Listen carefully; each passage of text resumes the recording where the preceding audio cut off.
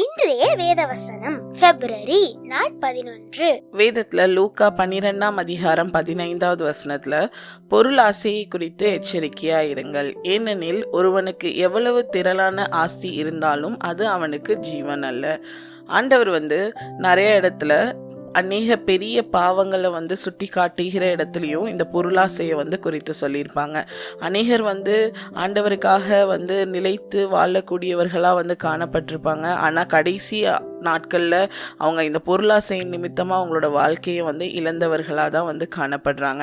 எப்பயுமே நம்மக்கிட்ட இருக்கிறது போதும் அப்படிங்கிற எண்ணம் தான் காணப்படணும். இந்த உலகத்தில் நம்ம வாழ்க்கையில் முன்னேற வேண்டியது மிகவும் முக்கியம். ஆனால் ஆண்டவர் நமக்கு ஒரு ஆஸ்தியை கொடுக்குறாங்க, பொருளை கொடுக்குறாங்க. அப்படிங்கும்போது அது ஆண்டவருடைய நாமத்திற்கு மகிமையாக நம்ம உபயோகப்படுத்தணும். அது மட்டும் இல்லாமல் அதில் ஆண்டவருக்காக நம்ம செலவிட வேண்டியதும் அவசியம். நம்ம இந்த உலகத்தில் சேர்த்து வைத்து ஒன்றுமே பண்ண போகிறதில்ல. ஸோ அதனால் ஆண்டவர் ஒருவேளை உங்களை அநேக காரியங்களை கொண்டு ஆசீர்வதித்தாங்க அப்படின்னு சொன்னால் அதை ஆண்டவருடைய ஊழியத்துக்கும் அநேக ஊழியர்களை தாங்கக்கூடியவர்களாக காணப்படுங்க.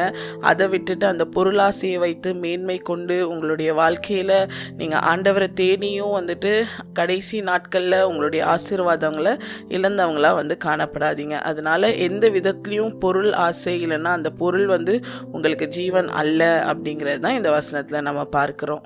Thank you. Have a beautiful day.